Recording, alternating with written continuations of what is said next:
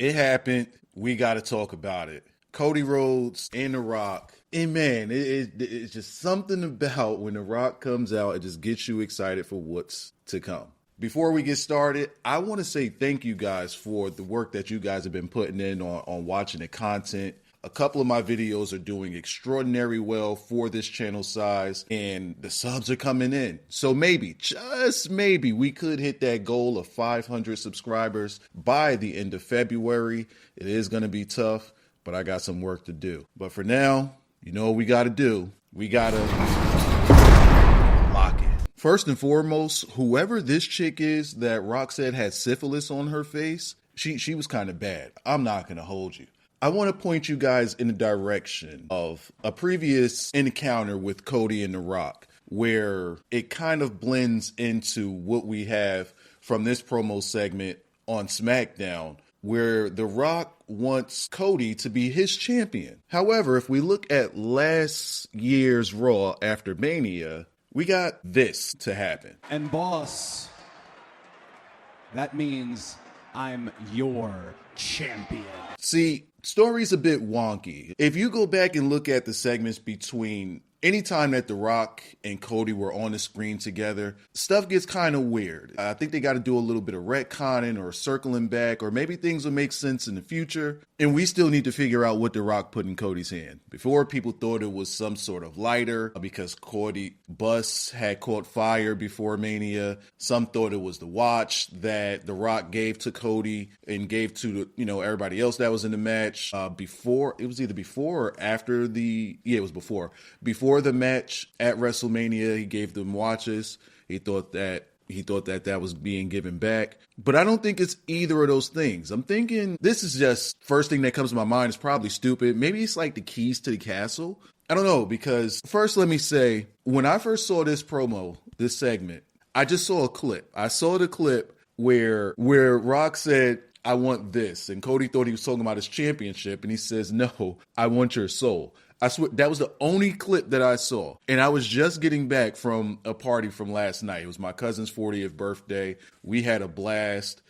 Oh man, them mixed drinks, bro, they creep up on you. You don't even really taste them, and you just throwing them things back. I get home, I see that clip, and I swear I laughed for about 45 minutes. I had tears in my eyes. Because I'm like, what does he want to do with this dude's soul? You know what? Some stuff is just funnier when you got something going on with you, and that was hilarious. But then seeing it in its full context, here we are 3-4 minutes into the video, and I can finally talk about this. I like the segment for what it was. And it makes me wish that I did the Cody video earlier. I wanted to do a follow-up video for Cody. I did one, I think it's the second video on this channel. I'll link it at the end of the video. But where I talked about how Cody feels as a champion. And I wanted to do a follow-up video on me kind of guessing where his story is going. And The Rock came out and made it a bit more clear. Now, again, I've never seen The Boys. I'm guessing that's where Homelander comes from. I don't know anything about Homelander outside of that motherfucker looks just like Cody. Oh, outside of that, I don't know anything about the character.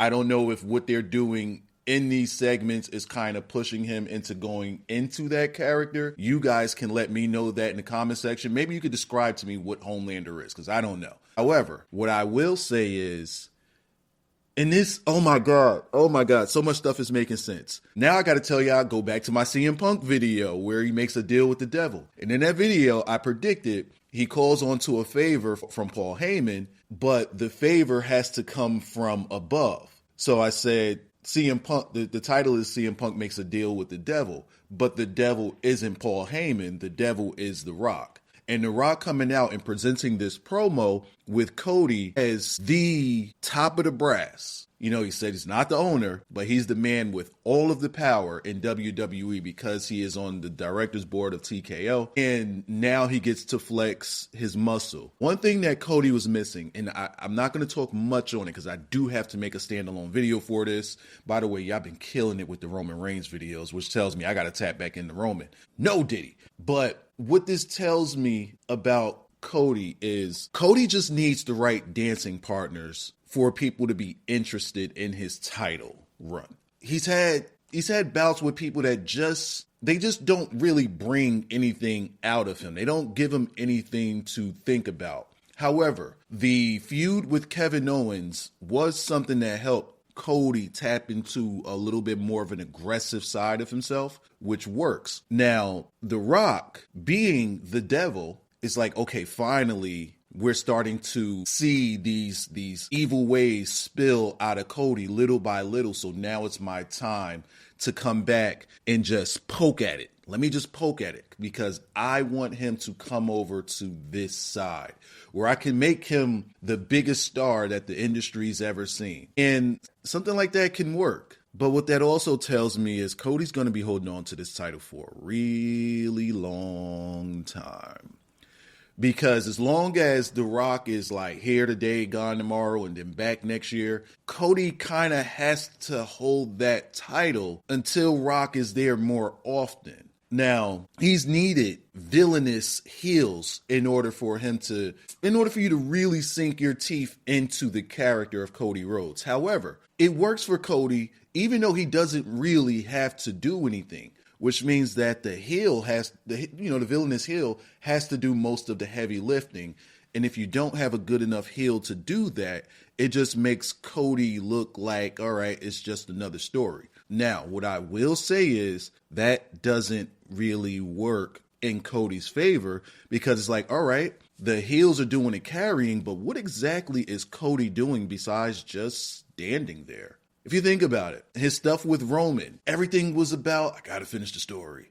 My dad was a plumber, American dream, yada, yada, right? But nothing really about him. And I spoke about this in the video last year, not on this channel, but on my main channel. I spoke about this last year where I talked about how Cody's story is not about Cody. It was about his father. We didn't get a chance to get invested in Cody as the character. We don't know what his character is. And still to this day, we don't really know who Cody is. So him being the face of the company, all smiles, American hero style of character, it's a shell. We've never really seen the depth of what's within that shell. Let's look at Roman, and this isn't a Roman video, but let's look at Roman. When we had to get to the tribal chief, the head of the table, you go back, and this is in that video that I made about, which one was it? It was How to Kill a King, and I showed where Roman was in the very beginning in that Hell in a Cell match, where Roman is kind of breaking down because he's afraid of who it is that he's about to become. But then he realized in order for him to be the head of the table and to be the tribal chief, he had to dig into that sinister side and just cut loose of all of the, you know what, I'm going to embrace you. I'm not going to be this guy. No. We got to go there in order for you guys to fear me and respect me and for me to get to this top of the chain. So we got the depths there. We saw the evolution of Roman. Whereas with Cody, again, it's just a shell. We don't know what's within. And now The Rock is here to bring it out of Cody. So now it's, all right, Cody, you come out, we hear your ovation. But when The Rock comes out and we hear that ovation, it's different. There's levels to this. It's like Roman said, I'm head and shoulders. I'm levels above everybody. Whereas Cody, no one fears him. I mean, sure, he beats everybody that he steps in the ring with, even on house shows, but no one fears him. And again, it's not about fear. It's not about fearing Cody, but he doesn't have the command yet of which everybody's looking for. And I think that he's on the way there. That Kevin Owens feud definitely was a turn in the right direction. However, it always feels as though they just stop with Cody. Like they don't just keep going more with the momentum. But, now this time you have The Rock who steps up to the plate to bring it out of him. Cody, I want you to be my champion. He wants Cody to be Hollywood. He wants him to be the representation of what he was and what he became. And that right there, it's what's going to get Cody to those 500 million followers. It's not a flex, he said. I think that this was a great segment. I seen people that was confused about it, or they said it was unsettling and uncomfortable. I didn't see it as any of that.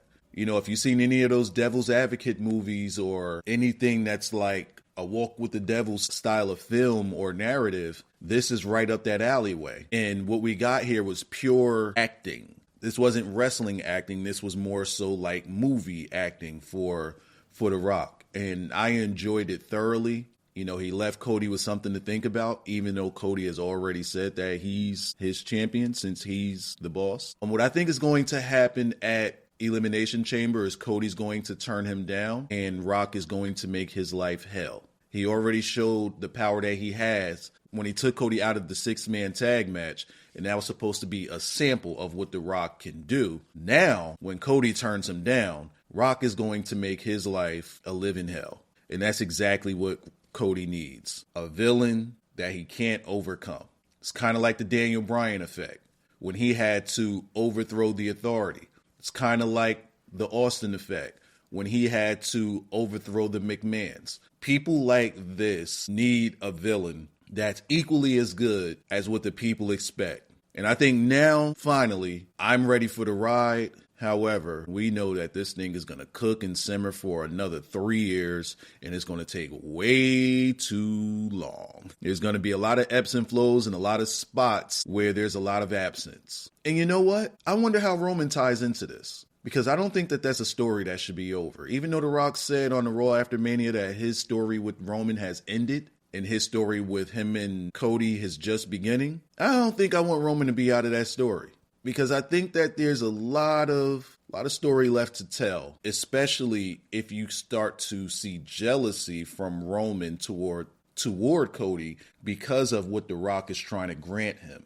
Because Roman had this power. Cody clearly doesn't, because we're still saying we miss Roman as champion. A lot of people. Let me say that. Not everybody, not all. A lot of people still miss Roman as champion, even though Cody's been champion for the past year and he's had that missing element.